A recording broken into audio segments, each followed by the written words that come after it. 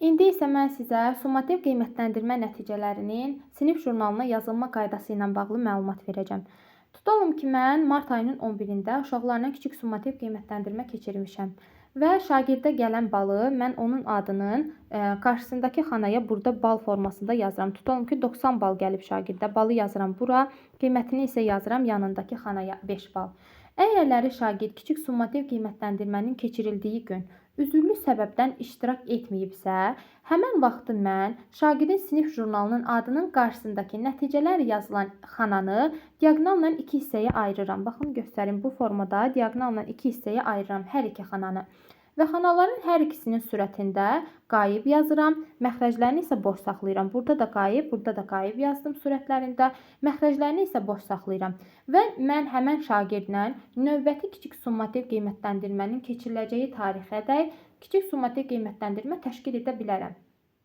Və təkrar keçirdiyim qiymətləndirmənin nəticəsini, şagirdə gələn balı bura qeyd edirəm, qiymətini isə bura yazıram. Yox, əgərləri şagird ikinci şansda da təkrar summativ qiymətləndirmədə iştirak etmədisə, artıq mən sürətlərində qayıb yazmışdım. Hər iki xananın məxrəcində də qayıb yazıram. Burada da qayıb yazıram, burada da qayıb yazıram. Çünki şagird təkrar summativ qiymətləndirmə, kiçik summativ qiymətləndirmədə də iştirak etməyib. Belə olduğu halda həm məxrəcində, həm sürətində qayıb yazılır və bu yarım illik balların hesablanmasında nəzərə alınmır.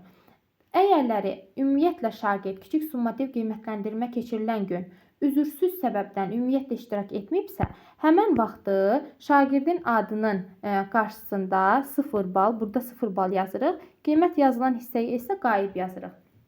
Yəni, ümumiyyətlə artıq üzürsüz səbəbdən iştirak etməyibsə, birbaşa ilə 0 yazırıq, qiymət yazılan yerdə isə qayıb yazırıq. Bəs böyük summativ qiymətləndirmədə necə olur? Böyük summativ qiymətləndirmənin keçirildiyi gün əgərləri şagird üzürsüz səbəbdən iştirak etməyibsə, həmən vaxtı sinif jurnalında adının qarşısında bax, buradakı kimi 0 yazılır birbaşa və qiymət yazılan xanada isə birbaşa qayıb yazılır. Bu böyük summativdədir. Amma birinci və ikinci yarım ildə böyük summativ qiymətləndirmədə şagird üzürlü səbəbdən hər hansı bir xəstəlik, bədbəxt hadisə baş verib, iştirak edə bilməyib. Həmən vaxtı sinif jurnalında adının qarşısında nəticələr yazılan xananı bayaqki kimi diaqonalla 2 hissəyə ayırırıq bu formada hər iki xananı. Və xanaların hər ikisinin sürətində mən qayıb yazıram. Burada da qayıb yazıram. Məxrəcləri isə boş saxlanılır. Və müvafiq summativ qiymətləndirmə günündən sonra növbəti 2 həftə ərzində şagird üçün böyük summativ qiymətləndirmə təşkil olunur. Yəni, mən bugün summativ keçirdim, daha doğrusu rəhbərlik tərəfindən keçirilir və şagird iştirak edə bilməyib. Və növbəti 2 həftə ərzində şagird üçün təzədən summativ qiymətləndirmə təşkil olunur. Və qeyd olunan müddətdə şagird təkrarən böyük summativ qiymətləndirmədə hər hansısa bir səbəbdən iştirak edə bilmədisə, həmən vaxtı onun qiymətləndirmə üzrə balı 0 qəbul olunur və sinif jurnalının adının qarşısında boş saxlanmış xananın məxrəclərində bal yazılan xanada burada 0 yazırıq biz, burada isə qayıb yazırıq. Yəni, təkrar şansda da şagird iştirak etməyib.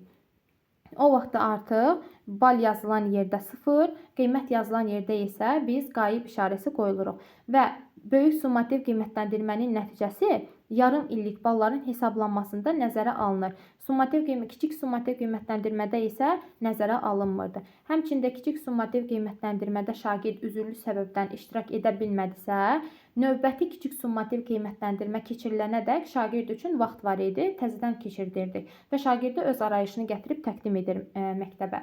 Amma böyük summativ qiymətləndirmədə də üzürlü səbəbdən iştirak edə bilməyibsə, şagirdə 2 həftə ərzində vaxt verilir və həmən o 2 həftə ərzində təzədən summativ qiymətləndirmə təşkil olunur. Yox, yenidən əgərləri iştirak etmədisə böyük summativdə, həmən vaxtı onun qiyməti 0 kimi qəbul olunur və yarım illik balların hesablanmasında nəzərə alınır.